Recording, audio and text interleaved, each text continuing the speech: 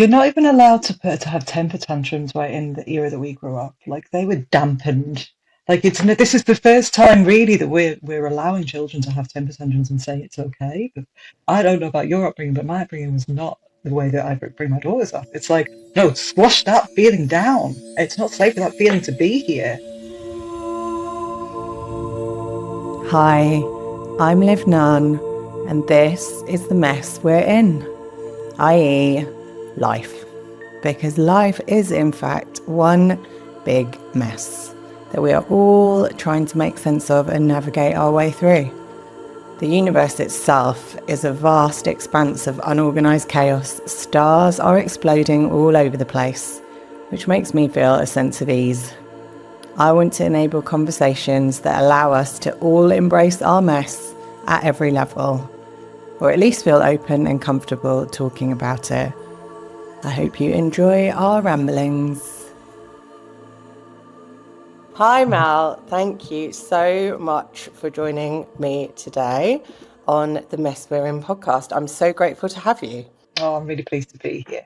I feel privileged actually that I feel like I've navigated quite a lot of my messy life with you in the past, all the way through to our present. And I really do also feel as if you're somebody that I view as having a very incredible overarching, from you take a stance point from the work you do now, which we can go into, of stepping back, taking a holistic overview of life. So you're a coach, and then helping and enabling people to figure out how they might navigate some of the mess that they find themselves in, possibly. Yeah, for Through the sure. work that you do. Can you tell us a bit about the work that you do?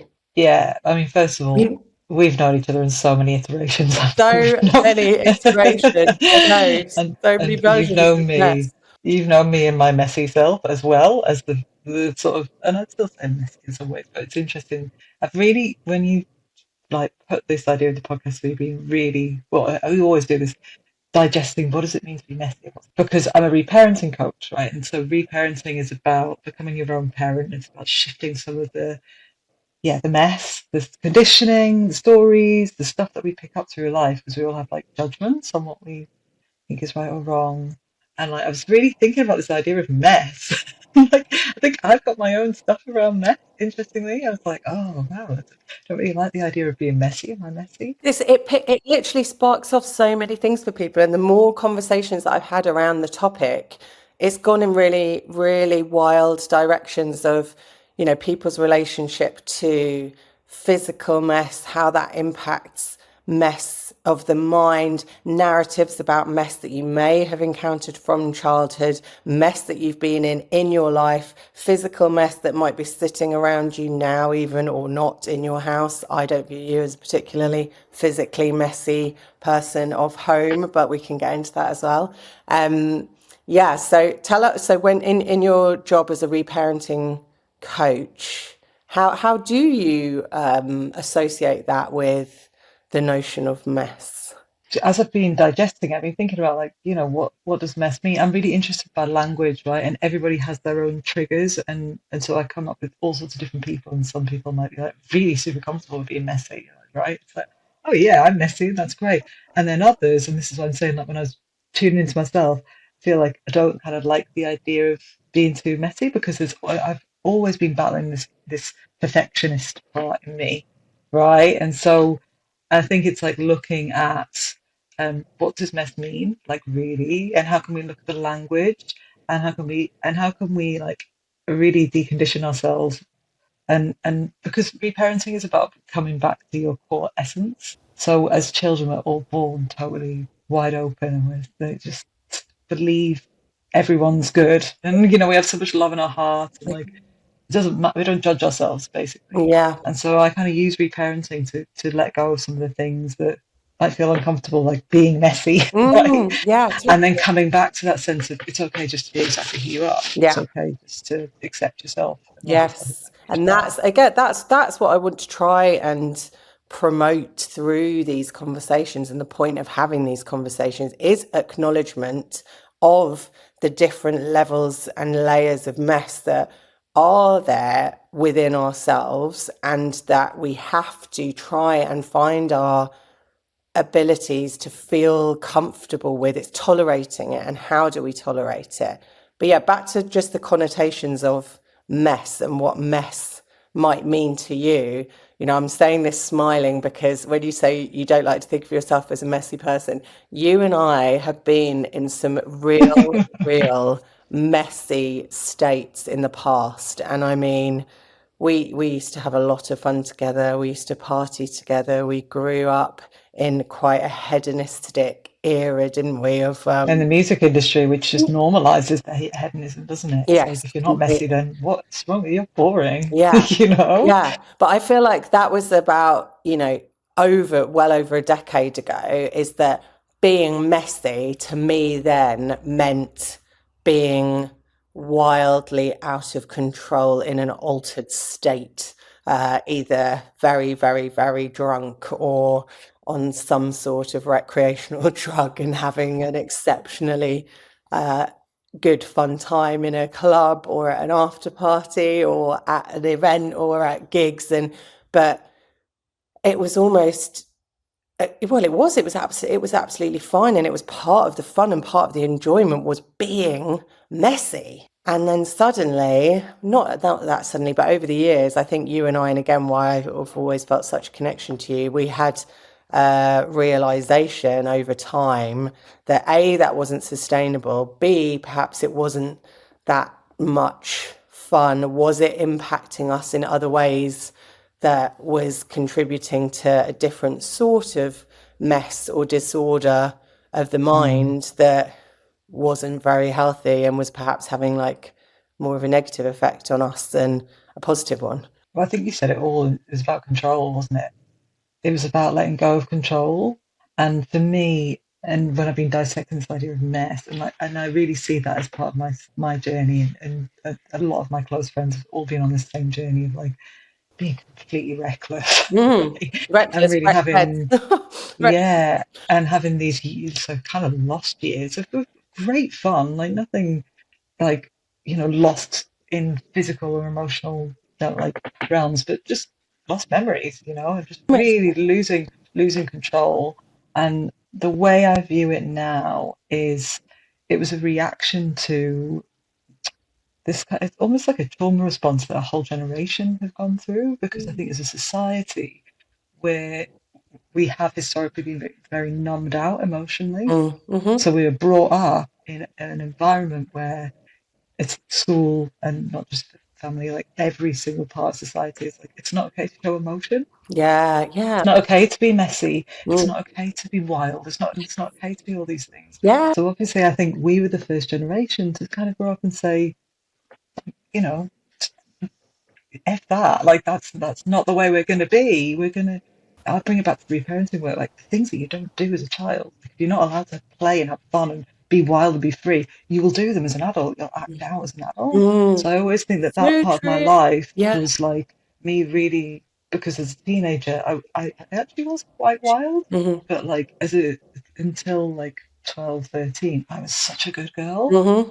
Yeah. And I think there's just a part of that part of my upbringing that just needed to be Let it out. mended. Yes. And Yeah. let go of that control that was partly society imposed and partly self-imposed, partly family imposed, I guess, but generationally, yeah, I think there was a lot of people that grew up in the 80s where it was not, and it was frowned upon, and it wasn't the norm. You're not even allowed to have temper tantrums right in the era that we grew up. Like they were dampened. Yeah, Like it's it, this it is the really was. first time really that we're allowing children to have temper tantrums and say it's okay. Like Yeah. I don't know about your upbringing, but my upbringing was not the way that I bring my No, daughters up. I It's mean, like, I no, didn't. squash that feeling down. Yeah, It's not safe for absolutely. that feeling to be here. Yeah.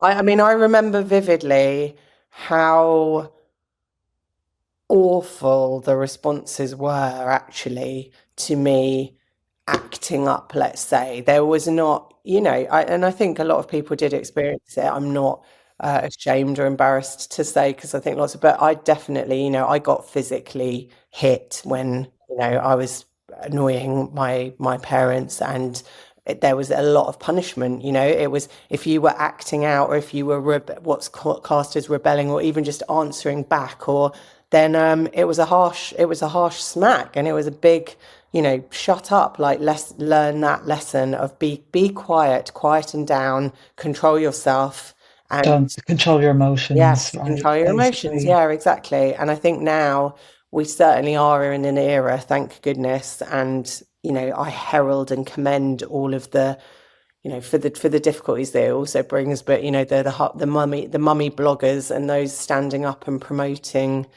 new ways of parenting, and people such as yourself, like looking at the whole overview of parenting and reparenting and going back generationally and considering what it is to be a child, to then grow up to parent yourself, to look inside at your own child and what you experienced. Like, yeah, we're so lucky to be now in a generation where there's so much conversation, so much reflection. And what a different world is that going to bring about? That's what I always get excited about. Like these kids that are growing up now, they don't know how good they've got it. And like, what does that mean?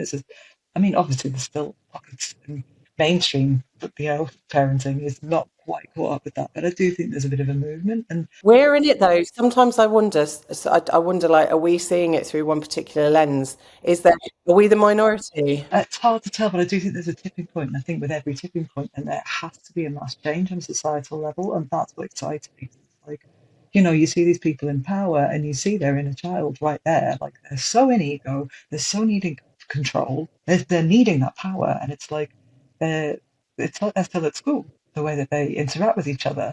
And if they were parented differently, or if they were brought up in a society that allowed them to be a bit more emotional, allowed them to be a bit more, childish when they were a child, then would the world look different? Would the people in power not crave the power anymore, or crave it for another reason?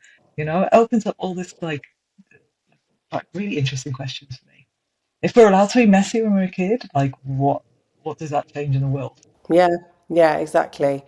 Yeah, so I mean, you're a huge advocate, aren't you, for allowance when it comes to being a child and letting children be children. Like, I hope you don't mind me referencing your children go through Steiner education. Can you talk a bit about that? Yeah, totally. I mean, it wasn't something that we sought out, but my eldest has got sensory issues, and I don't know, found herself in the system, in this kind of school, like local school, and just I was so blown away by the way that they handle children. And I'm not saying they're perfect, because actually emotionally there's definitely some criticism. Um, but I would say compared to the other options out there, um, I wish mainstream schools were like that, because they do like so much free play, which is really important. It's because play is the way not just kids but like adults as well, like express and explore their emotions. They play everything out. Well, other countries do. Scandinavian countries. I've got Polish cousins. Poland do it. Germany, all of Scandinavia. Kids don't go to school till they're 7. They're allowed much more freedom to be messy, to get that out of their systems. It's so To be hard. wild. Yeah, our education system, I understand where it has to be, but again, when it comes to control and organization, just the whole notion of teaching art and classes where everybody has to sit in a line and get their paints and put them in a specific order on the table and only use this amount. And, you can't actually let children within schools make a proper mess or even be freely creative and expressive, because there's just not enough resources to manage it as well. I think the big problem that bothers me about the mainstream system is that it's not like it was when we went to school. There's so much more emphasis on, I mean, it was a little bit then, but on academia, on being left-brained, on being, good at these particular subjects. And there's so much comparison between children now, like constant rewards, constant punishments, constant like exams and being pitted against each other. So if you look at that at a society level, if everyone's being pitted against each other from a very young age, from 4 years old, then we've always got this not good enough story going on. We're always comparing ourselves to other people, like and I do that still. I know because of my school system, right? Because of my upbringing. And so it was really important to me that my especially because my daughter had a few sensory needs, that she wasn't made to feel that she wasn't good enough. So I love the Steiner approach that there's no grading, there's no exams. It's just like they're all celebrated for who they are, and yeah, maybe they're good at one thing and some of them are good at other things, but it's never like highlighted, in the way that the mainstream system is like, well, if you're not good at that, then we need to do something about that because that's terrible. Because not all of us can be in that box. That's what's so wonderful about being a human, right? We're so different. Yeah, exactly, exactly. And it's difficult to tend and acknowledge uniqueness when the biggest focus and all the concentration is put on making certain targets for that the government have set, and doing everything in accord to the bigger, wider system and fitting everybody into the same boxes. It's really hard.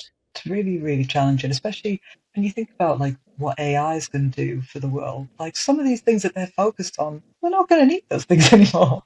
What we really need is people who are good with their hands, people who are like can do things creatively and think outside the box. And yeah, the system doesn't really encourage that.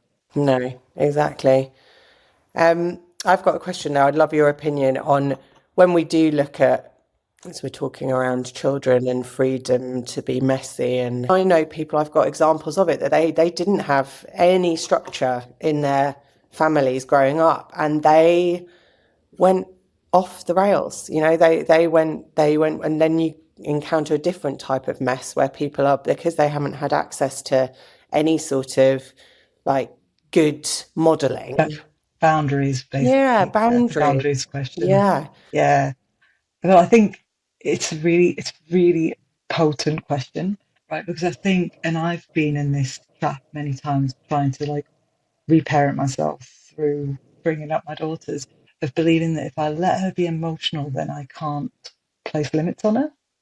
Does that, you know what I mean? I think we feel like the gentle approach is not enough, and um, if we do have to place limits, like we can let them have emotions and place limits at the same time, and that is actually for me been the hardest bit to learn. It's been like this is where you can push up against, like there's a limit there, and you're allowed to have a big meltdown about that, Yeah, right? fine. And and Yeah, and it's okay it's to be learning to limit. emotional. Yeah, yeah, yeah, And letting them actually have the full range of their emotions and holding all of that, because that's the bit that's so uncomfortable, isn't it? It's like, oh my God, they're really, really letting it all out now. And yet you can still be like, there's a no there. There's a big no. And I can still love you in all of the emotions that you're showing me because of that. yeah. And actually, that's the prime lesson. See, learning as we have the conversation. But it really is. It's just hit me so hard that really is the lesson to all of it. It's like there is actually a limit to everything. You can't exert yourself without hitting a wall. Like you can't just run a marathon without any practice. You can't like just go and swim in the sea without any protection. You can't just allow a child to think that they can do absolutely whatever they want with no boundaries and no top upper end limit, because they will, on a physical level they'll hurt themselves. It's a safety issue. It's and getting them to learn that there has to be a limit, even if it really, really, really, really upsets them. That's the best lesson that they can learn, right? And it's loving them in whatever emotion that they have. And like I said, that's the really challenging bit, because you're like, I'll let them be emotional, but then actually it's really uncomfortable when they really are angry with you, like super.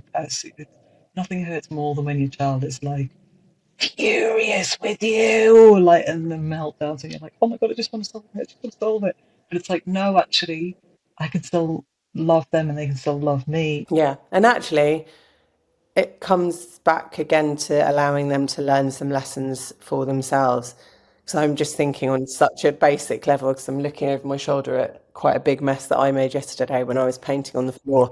And my daughter was doing it with me recently, and we just got all the paints out, and I allowed it to get, what you'd call physically, visibly messy. And she got absolutely covered in paint. There was paint all over the floor. I was getting quite antsy about that because I'm like, oh God, the new floor, like it's going to get ruined. I kind of want to clean it, but then I also want to go with the flow and just allow this to happen and not worry about the mess and not seem like I'm suddenly becoming strict and having to put like a container around this lovely natural art situation that's going on. But what actually happened in the end that was quite, again, it was just a lesson for both of us, is she'd got covered in all this paint. She didn't want to clean it off. And it wasn't like child water-based paints, it was proper acrylics. And there came a point about an hour later where she just started itching, and like it turns out that her skin, because she'd been so adamant, she was like, leave me alone, I don't want to clean it, it's fine, I want to carry on. I was like, okay, fine, yeah, let's keep going. And then she actually started, you could see like sensitivity of the skin like started reacting to it, and then she quickly was like, clean me, I want to get clean. And actually you're like, okay, so you're learning that actually there is a bit of a limit to that mess, and you do need to clean the mess off you because it could prompt a skin reaction. That's just, there's a life lesson for you. But yeah, sometimes you have to let them learn it for themselves as well. Yeah, we always learn best when we actually experience it with our senses, don't we, rather than being controlled in it. Yeah, But yeah, I commend you for letting her do that because it is really tough. I Like know. I mean, it, like it was more the floor that was bothering me.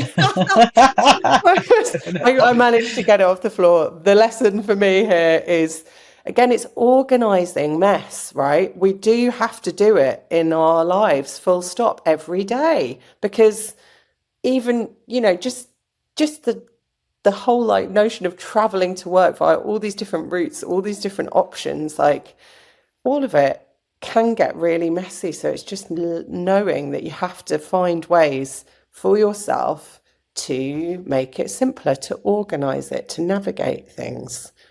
mm, Tools. What do you use to get yourself organized? Let's talk about physical mess space and then mess of the mind. I'd love Melissa's oh gosh. tools.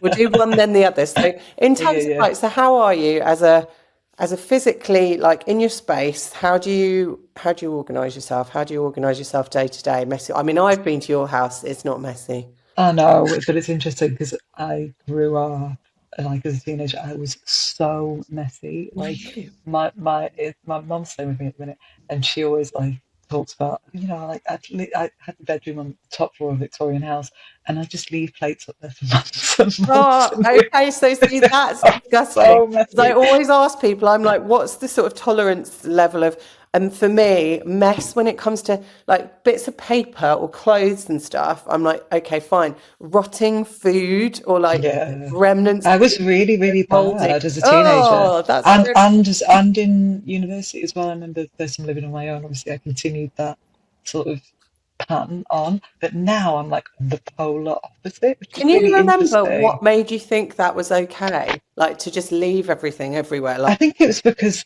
like, even though my mum would ask me, and my stepdad would ask me to move it, there was never really any. I don't think there was very loose boundaries in our house. There okay. wasn't really any enforced, like I guess I don't want to say punishment because I wouldn't want to be Yeah. punished, but there wasn't like a huge amount of control on things like that. Mm. So I could get away with it, so I got away with it basically, Fine. and then Yeah. eventually somebody would tidy it up. So Yeah. Yeah. that's kind of the way that, and now I'm trying to like not go too far the other way with my daughters because I think my partner is really, really tidy, Mm. which I really appreciate because not many men are, Hmm. right? So he can be like too far that way, so that people come around to our house and they're like, "Wow, you've got kids here? Like, where's all that stuff?"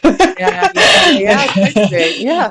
But because we're so tight, and also the Steiner approach is really wonderful because they always get the kids to tidy up at the end of the day. So I always get the kids to tidy up with me, even They my make it one-year-old. enjoyable as well. Yeah, Actually, this we sing a song and we do have it to play. together. Yeah, be playful with them. If you be playful with the mess, especially for a child, make it into a game, then or something that's enjoyable, then it's not made into a negative, doesn't have a negative connotation.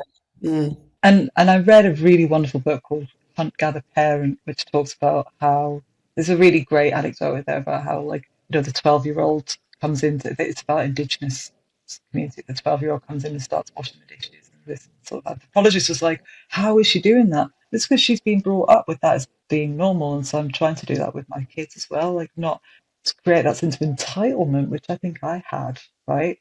And I had to learn through living with other people that you can't do that. That's not the way. I know, I think I was also, I hate the word spoilt, but I was privileged, or well, maybe it wasn't fortunate actually, like because my mum, she was a stay-at-home mum, and she did do a lot on our behalf, like to an over excessive level, actually, I think. And then, as you know, I lost my mum when I was 13, and I think when that was gone, it was a big, big departure suddenly to, although I did realize that she had instilled a lot within me that I didn't realize at the time. So subconsciously, then when that figure was gone, I did actually automatically, I found myself doing everything, and laundry and cleaning, and it just was like, oh, by default, but it's only because it wasn't there. And so if I had been, like it sounds like you're doing, which is brilliant, if you're incorporating it from an early age to become part and parcel of something that they see themselves as it being normal to do. But that's really interesting. Now it tells me why you want to do the podcast, because there's something pivotal about that's really pivotal in your life that happened around mess, and the way that you coped with it was through like tidying up the mess, right?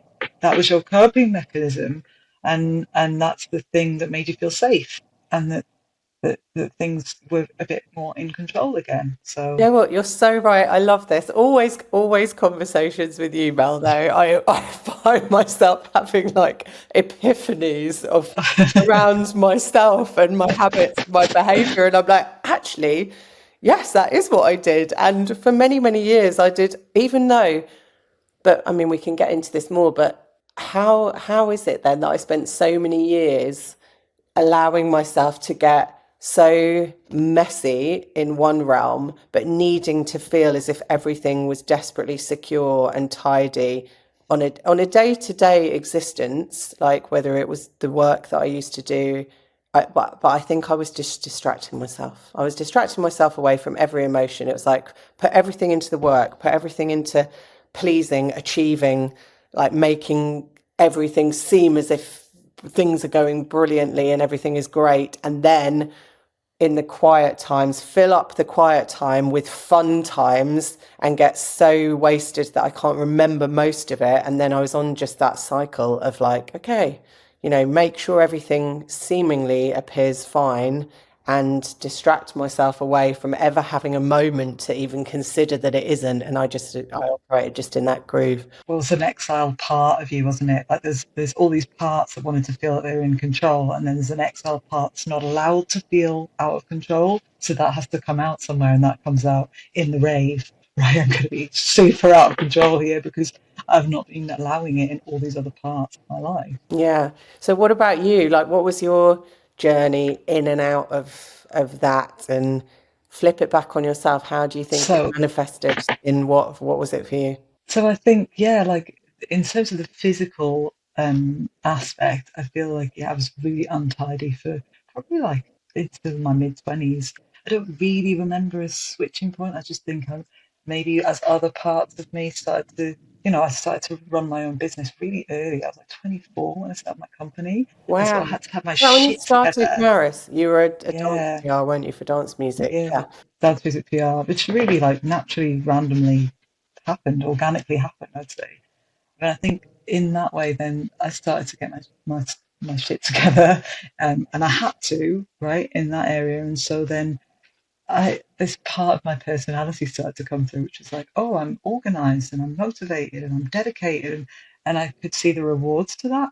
I could see like that there was recognition, and there was obviously like finances, and oh wow, look at what I'm doing by being controlled in this area of my life. And so like that part of me started to grow bigger. I'm not saying that there wasn't other parts of it still playing out, that out of control me, as you know, that you saw me out and about being wild. But I think slowly as time went on, I think I started to become more of a perfectionist, let's say. I think I've always viewed you. I remember this vividly as having, despite, yes, obviously partying hard and having a really good time, I always saw you as being very composed and very measured and quite orderly. And yes, very, you were very admired by many people in that sense of having, people did see you in your role when you ran that business as being an organized, like well measured person, I think. Yeah, I think I was really like attached to that personality of like composure, you know what I mean? And then it took a kind of spiritual awakening for me to, and I'm still very much on that journey as well. I still do a lot of work around my perfectionist part, which has got me so far, right?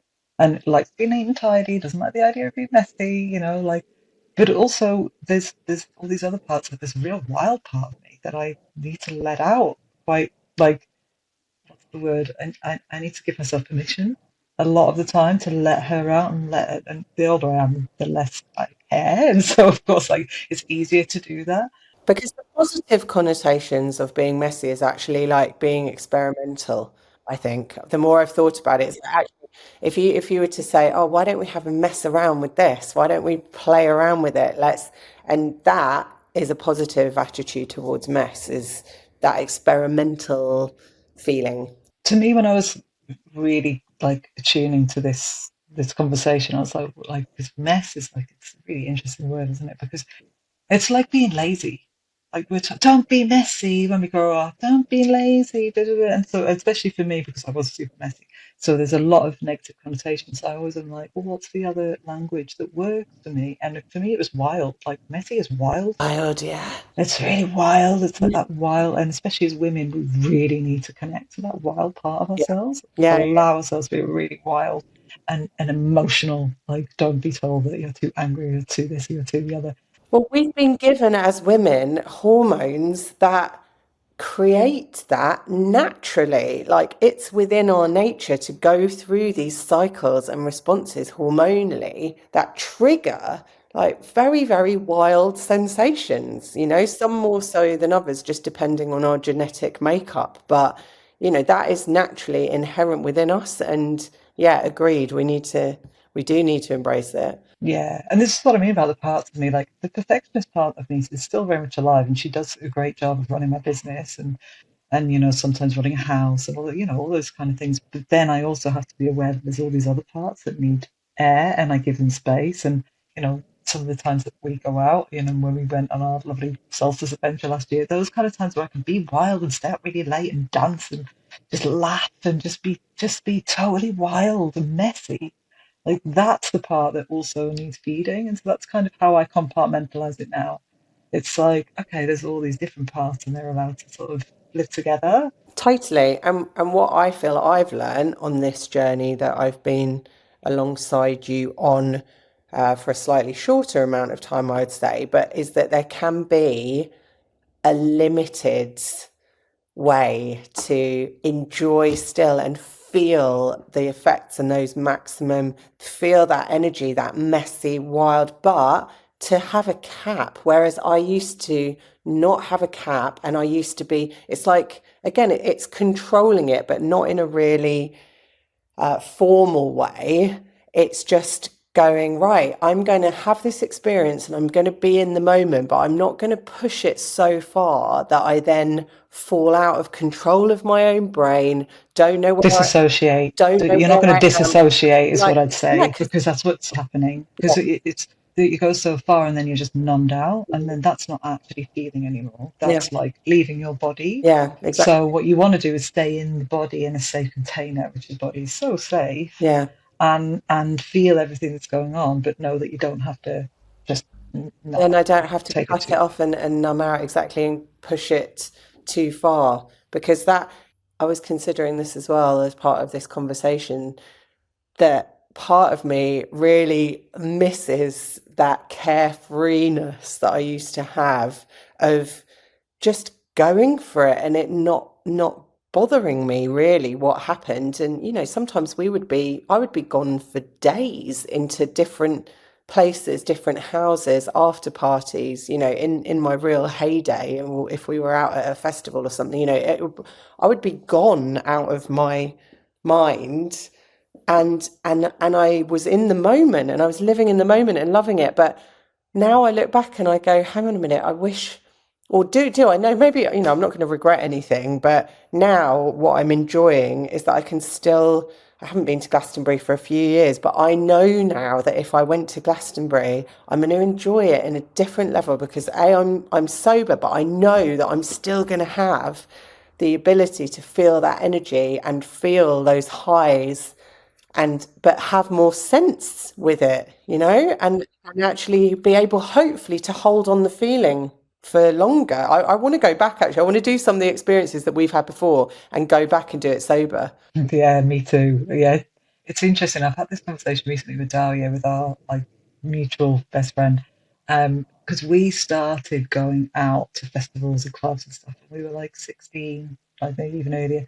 But obviously, completely sober. We did nothing. Maybe a couple of Red Bulls, And then some of our friends started doing drugs and staying up, and I really remember this experience of like we would have more energy than they did. Like they would crash at a certain time at like 6, and I remember going to Creamfields, one of the festivals, and then getting the coach back, and they were all dead, and they'd just done an insane amount of drugs, and we were like, yeah, still like really like it's high on the energy of the experience, right? I was just drunk from 14, sadly. But And well, no, don't get me wrong. Like we did, but you couldn't get drunk and then get sober again. So it was such a long innings. So we were like, okay, let's pace ourselves. And we've come full circle from that, right? And we've come back round to that. And I was talking to her about like, wow, we're back at that place now, which is amazing to have shared a 25-year friendship of like coming back to now we can go to these festivals or we can go to wherever we want, and we can because it takes a lot to decondition it. I think especially if you've never had that experience. But like, and most people have never had that sober experience of being in a club or being in a place where everyone else is not sober. Like, it takes such a huge amount of internal work, I think, to hold yourself in that space, and not to feel overwhelmed and not to feel that there's something wrong with you or you're left out or all of those things. It takes a huge amount of effort, and I know you've been on that journey, and I have, and many of our friends have, which is amazing. Coming around to this other side of like, I can have fun anywhere. It's so empowering, and it feels so embodied. Like, I don't need anything. I can just have fun. This is amazing. It's back to that child self again. exactly. It's magic when you can find that within yourself. And I'm not being smug, and I don't want any listeners to think that this is just a conversation about needing to be sober and needing to control any messy elements of oneself. I just think it's really magical when you're able to find the place in yourself that can feel the effects of these experiences without feeling like you need to have additional, whether it's alcohol or drug, additional fuels to feel those moments. Well, it's disassociation again, isn't it? It comes back around to what we were saying before. It's like we don't want to feel everything that's going on. And I know that it was like that for me. I used to get really overwhelmed, and I still do sometimes in like a room full of people, like thousands of people. It's like a bit like when you're energetically quite open and empathetic and sensitive, it can feel like, whoa. So sometimes I think it was easier just to like shut it all out, like disassociate a bit. And but now it's like you say, it's like using tools. For me, I try and just not prepare. Like, I prepare myself if I've got to do something like that, and I give myself permission to, if I'm not enjoying it, then I'm allowed to not be there. Yeah, yeah, I'm no, allowed to leave. yeah, um but also just knowing that it's all within you, and you can sort of protect yourself if you know yourself well enough. You can sort of, my coach always used to say to me, if you believe that you can absorb other people's energy, then you will. If you don't believe that you can, then you won't. yeah, And she did a lot of work around just when I first started coaching. Like, how do you hold space for someone without taking on all their stuff? yeah. Yeah, great question. A question I'd love to ask. How do you take on other people's, let's just call it mess for these purposes, without it affecting you? Yeah, well, like I said, I've done a lot of work, and I've helped a lot of people as well. 'Cause sometimes I coach coaches, and it does come down to like uh, being embodied, being in an intentional place, and you really have to trust. You have to trust not just in yourself, but in the other person. You really have to trust that this other person's going through that for their greater good, first of all, and that comes back to this like everyone is okay to have emotions. Everyone is okay to have challenges. It's part of life. We can normalize that. We can trust them with it. And then it's like really like making sure that there's a great deal of presence in myself. That really helps me because when I have presence, like I'm a clear channel. I'm not, the busier I am, the more sort of clutter and mess is inside me. So I really try and get back to that present place so that I can just be a clear channel for that other person, not feel I have to fix them or please them or serve them in any way. I'm just there. And I do my bit and then they can do their bit and I don't need to like control any element of it. Yes, yeah, yeah, yeah, definitely. How how do you then set yourself up to get yourself into a clear place? Like what have you got any tips or any reference points for how you organize the mess in your own mind or how you quieten your mind, how you prepare yourself It's to, changed a is lot it, yeah, through my journey. yeah. I've just come back to meditation Okay, after nice. a big, big break. Yeah. So I started on meditation. So 2010, I think I started meditating. Did So you? 15 When years did ago. you Yeah. finish your music industry role and start the conversion through? 8 years ago, Yeah. 2017 Hmm. now. So, yeah, but my spiritual awakening kind of started when my long term relationship, 4 years, broke up, 2010, 2011. Started meditating, did the cliche thing, went to do ayahuasca, went to South America for 4 months, da da da. It was amazing, unbelievable, life changing. So, meditation was always my thing, and I do a lot of meditation with my clients. But for some reason, the past few years, it's been breath work. What sort of meditation do you do? So I mean, it's not a particular style. Yeah. Now at the minute I'm just doing my own. Yes, you've recorded brilliant meditations in the past that you've also hosted in your programs that you run and The way that I like to meditate is to really get really conscious about what's going on in the body because reparenting is about feeling. We're connecting back to the feeling. There's two core questions of reparenting, right? What do you feel? What do you need? So I'll really observe what's going on in my body. I'm not going to stop myself from thinking, but if you know it's yourself thinking, then it's like that invitation to, okay, I'm going to come back to my body now. I'm going to feel whatever sensations are going on in my body. I don't need any language for what I'm feeling. I just need to actually feel what's going on. And then it's like creating as much space as you possibly can. So, like I say, that presence is there. And presence can just feel so different on a day-to-day basis. Like some days I'll feel like really just like empty and like grounded and just like, oh, just there's just nothing there. It's just, nothingness. Some days I can just feel a huge amount of love. Like it's really different every single no, of day. course it is. We feel so different. Do you have to focus in on anything? Like, do you ever, I was literally in a yoga class earlier where the teacher was, we were doing a meditation at the beginning and he was like, right, everybody knows the image of Ganesha, the little boy with the elephant head. Focus, if anyone's mind is, you're wondering, your mind is going to wander for some more immediately than others, just focus in on Ganesha. And actually for me that was really helpful because my mind wanders immediately. Focus points is my body. So it's like, where am I feeling things in my body? And it'll be like, oh, maybe my shoulders. So my heart feels really heavy today, or my chest is tight, or my hips feel like there's a lot of sensation down there. I'll just really focus on the body. But I try in my meditations to ask those two core questions now. Just what am I feeling? And then after you've kind of got that connection, it's like, and what do I need? What can I give myself Yeah, anymore? What do I need? yeah, And it's as simple as that, yeah. really. And it's about attuning to myself. Hmm. I try and teach all of my clients as well that self attunement and listening to ourselves rather than outside. Yeah, Because often what we tend to do is, I'm feeling this because of that outside. Like we're trained from a really young age to think that there's a reason outside of us that we're feeling something, and there's something outside of us that can fix us. That is just not true. We can fix it ourselves. yeah. And I'm thinking back to our original conversation again of like it's the balance and the line of striking of allowing children to feel independence but also feel protected and held.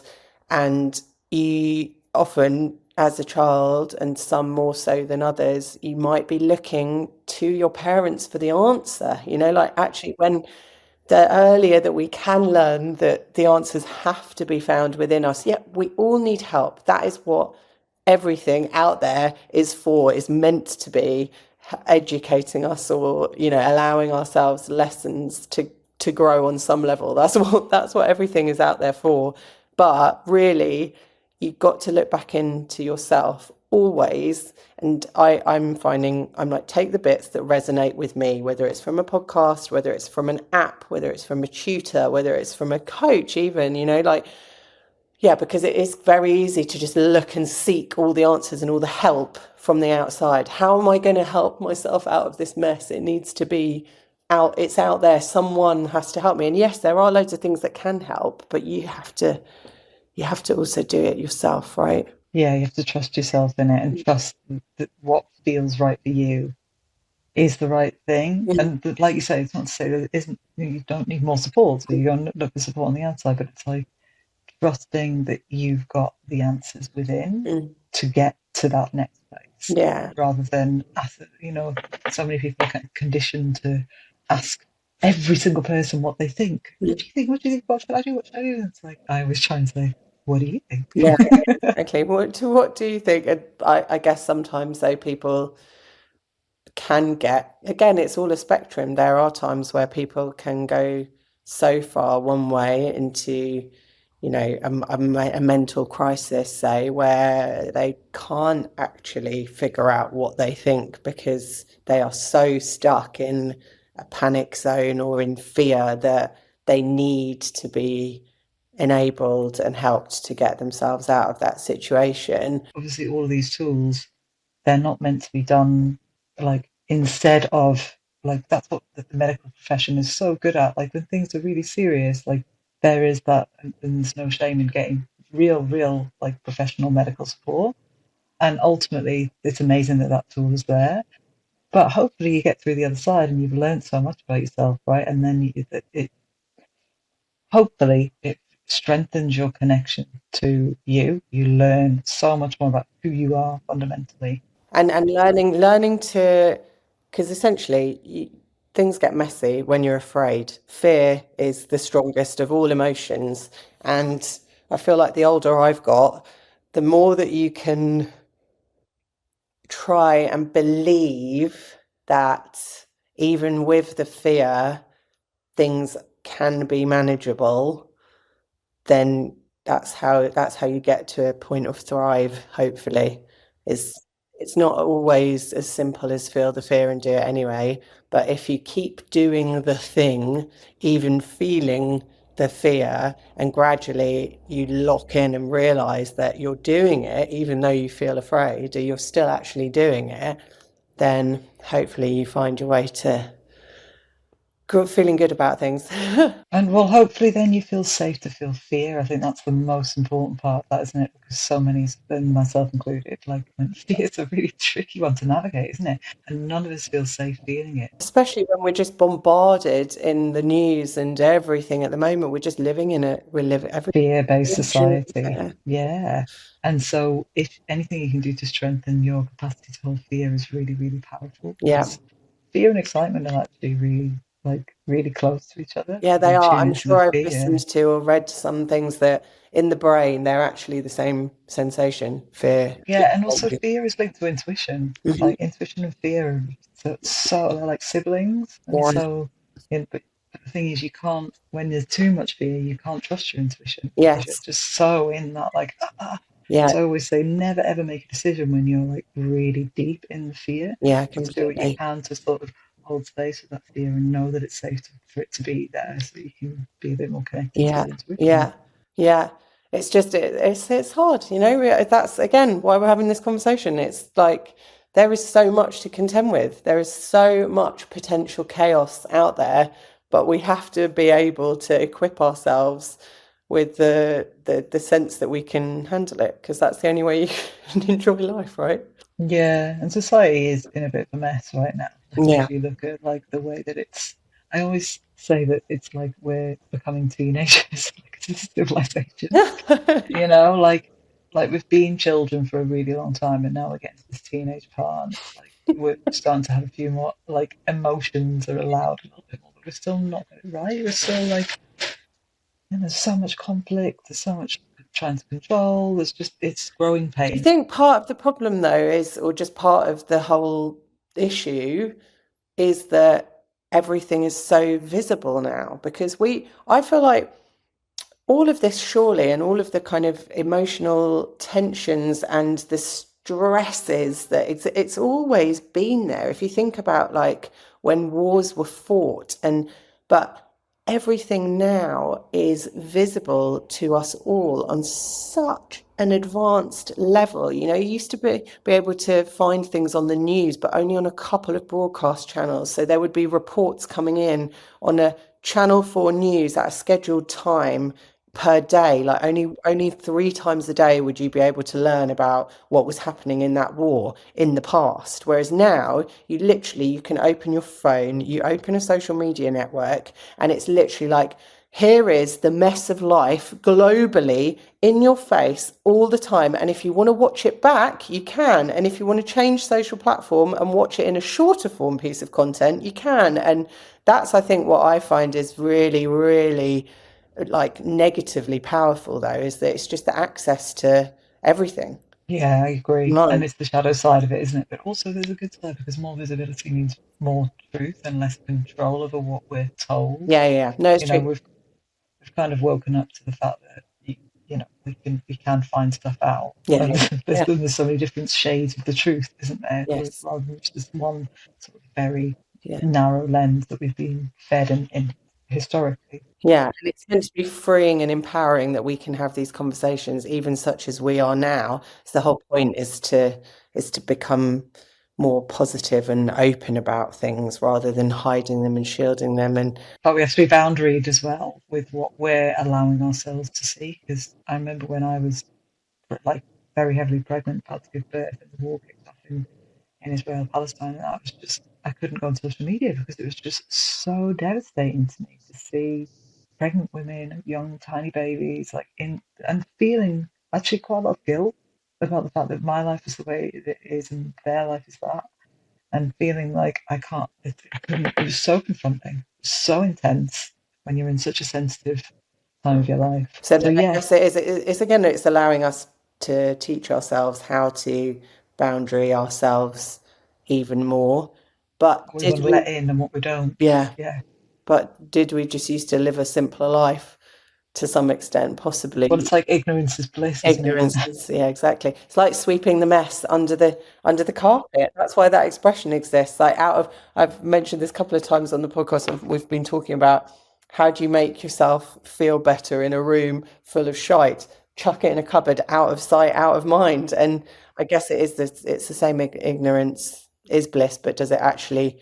If you don't confront these things, does it make you feel better at the end of the day, or does it come back around and have a negative impact on you later in life? It depends how you want to live your life, Yeah. doesn't it? I don't like the idea of ignorance. I No. prefer to have my I guess my vision just totally wide open. I want to Mm. see everything that's got, and I want the truth. I'm a Yeah. Sagittarius, Yeah. such a Sagittarius. Truth tellers. So Yeah. yeah, but some people live their lives like that, right? They don't want the truth. They just don't. They much prefer to compartmentalize and shut things away. No, exactly. Have you got anyone that you hold in high esteem, like who you've either learnt from, or um, who you read, or listen to? Give me some people. Yeah, so someone that really got me into sort of I guess on my spiritual path is Neil Donald Walsh. Have you heard of Conversations Ooh, with say God? the And name I don't again.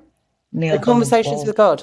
Yeah, he done all those series, and I did a mentorship with him actually. So like, yeah, I worked with him, and it was really amazing because I feel like he was homeless at one point, and an alcoholic, and like really like challenging life, and then came through it. But I always go back to Ram Dass. For me, there's something about Ram Dass. He embodies this like, I know he's died now, but he embodies this like full circle, which is what I feel I'm always trying to get to, like coming back to being very childlike.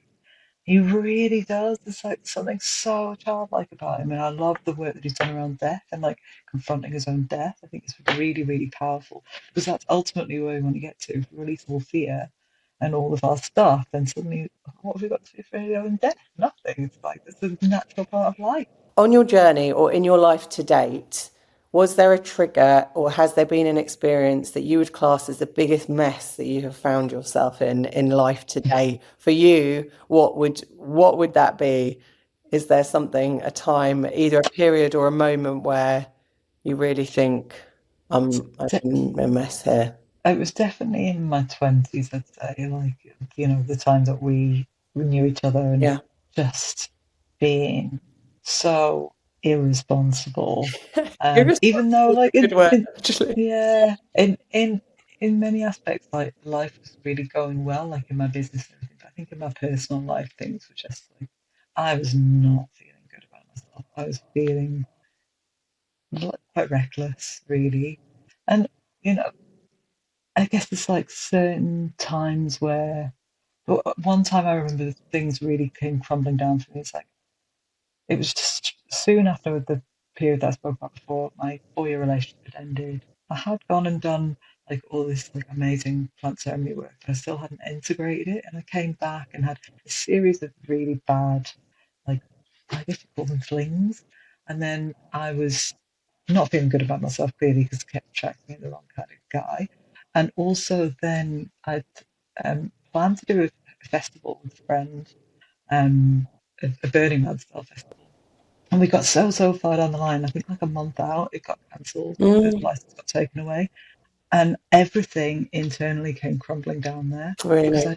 I hated the idea of failure. I hated the idea of being a mess. I Yeah, just messed up there. yeah. And I had to do so much work on myself from that point for the next, I'd say, like year. Mm. Like I completely went sober. I went celibate. I was just like, oh my God, because the feelings of shame were so big inside from that Wow. one event From because that, crashing it down. went I didn't know it that. it meant a lot for some reason to me, and it made me confront. I went back into therapy, and I just started to just really like Yeah, to be a bit more truthful, I guess, with myself. So yeah. I'd say that was a pivotal moment for me. Yeah, that's so interesting because I, as well, like the notion we've spoken about it before of failure and how to reframe that and how to look at it as never failure, but just being a lesson learned and looking back at all of the things that you can learn from that. I mean, I'm with you on having moments in the past which I was so scared of failing or looking as if I had been the one responsible for X not working out, but really it was all superficial and it was all based on other people and other things. Like, the job I was in, at least, I was really being rated on how successful I was making somebody else look. And that wasn't your own, that shouldn't have been a representation of you as a person. It's a superficial add-on to you, that event, say. Yeah, it was a gift though because it made me face up to how I was feeling about myself. Because ultimately, it was just something on the outside that was making me feel all the stuff that I had been feeling on the inside for a long time. But then it just this one symbolic event sort of made it all collide within me and made and it had to come out. And I look at it now as like it was a real gift because I was like, oh, like that made me see how much I was trying to be perfect and not really facing up to how I was really feeling. Amazing, yeah. Big good shift, transformation moment. Any other tips that you have or tools for how you help the mess in your mind or how you help bring yourself back to yourself? You mentioned breath work. Yeah, so I've been doing breathwork and Kundalini yoga as well. It's a really big one for me because there's a lot of breathwork within that. That really helps me ground myself. I guess that's part of a broader approach that I'm now taking, which helps with my mess. Because I think if I don't take time for myself, if I don't prioritize like some form of, I'd say self care is maybe not the right word, but something that I want to do in the day, then my mind can be quite fractured and I'll not really know where to place my energy and it will feel messy. So now, and I don't know how long I've been doing it, probably like on and off since my eldest was born like 6 years ago, but I've weaved in and out of it recently with having a little one again. My priority is always do something for when I have time to myself. I've got to do something for me first. Like the conditioned part of me that's like, I've got to work on the business. I've got no time. Da, da, da. But there's another part of me that knows if I don't do this for myself, my mind is not gonna. It's gonna feel like I'm gonna feel fractured. What Kundalini yoga do you do? Can you recommend anybody? I can recommend Sophie, yeah, Sophie Arcana, who's based in Mexico, but she does these amazing 40-day sadness, sorry, that 40-day sadness, so you do like 40 days back to back, every day back to back. And it's incredible. I mean, the practice is incredible in terms of creating a sense of presence. And every time I do them, I get or anything like that, but specifically those are really powerful for me. I get so many insights, like intuitions of like, oh, I could do this. Oh my God. And it makes me realize like it gives me a kind of compass for where I'm going next. It Yeah, gives me clarity, I yeah, guess is what I'm saying. yeah. And it's the antithesis of mess, No, right? It's like, totally. And ah, you're looking after yourself. And I guess it comes back again to your whole premise, what you coach in, what you help people learn about reparenting yourself and taking that time to be with yourself and look after yourself. it's been the boldest choice I've ever made. Like the hardest thing to program into myself, and I still fall out of it, right? To actually put myself first, to nurture myself like I am the most important thing in the whole world. Mm. And that's obviously why It's I so hard when teach you're other a people to parent. do it. Yeah, no, exactly. Yeah, Have you got yeah. a program running at the moment or upcoming? I've got a membership. I've got a reparenting portal membership. So as part of that, there's like group workshops and there's exercises like reparenting exercise. And every month we do a different theme. So we're just doing in rest at the minute. Obviously it's February. It's like, and we have such as a society, we have such a convoluted relationship with rest, right? Oh dear. I myself have always felt We I don't need to be prioritize worthy. it. Yeah, Yeah, exactly. but also I need to be worthy of rest. Like, oh, and if I rest, then I'm not gonna get. I'm lazy. I'm not I'm gonna not get going to ahead. get I'm not gonna get anything to. done. Exactly. Yeah, You're recharging in order to help contend with everything we've just talked about. but it's also when we're not resting. And for me and for so many of us, like we live in a busy world, right?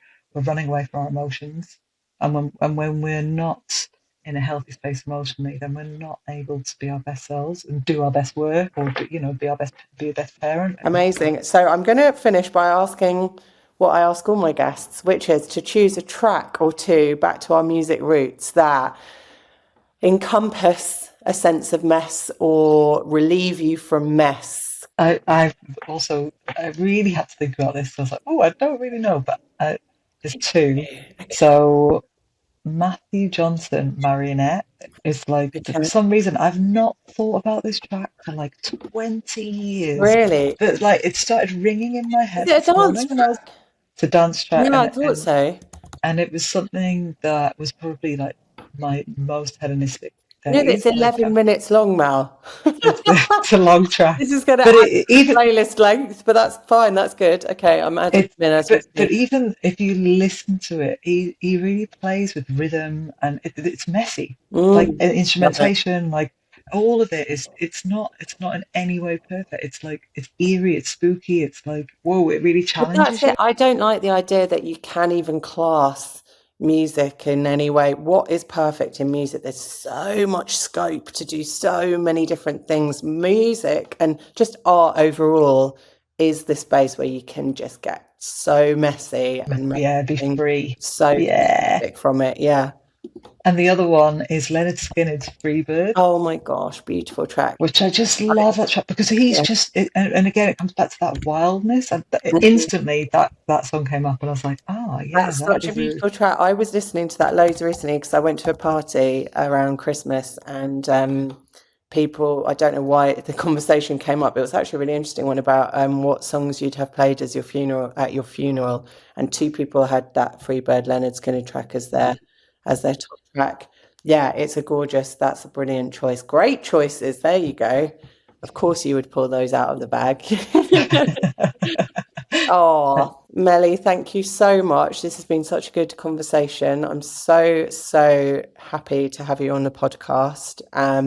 Yeah, thank you so much. I'm going to drop some notes and links to all of your fantastic reparenting work and your coaching website, portals, socials in the notes. And yeah, thank you. I've absolutely loved it, and I loved that I don't know, we always go on tangents, but it's just really Goes beautiful to separate, but that's get it. really Beautiful, messy deep. conversation that all comes Yeah, together at the end. We've worked our way through it and come out the other side. I feel like we've had such similar journeys, like Yeah. through music and through like just motherhood and Yeah. everything. So it's really beautiful to be on the podcast and share all this with the world. Yay, Thank thank you. you. And you have a podcast too. I will drop the links to that in. That is a I do beautiful the podcast in Reparenting itself. podcast. Thanks, Mel. Bye. All right. Thank you so much.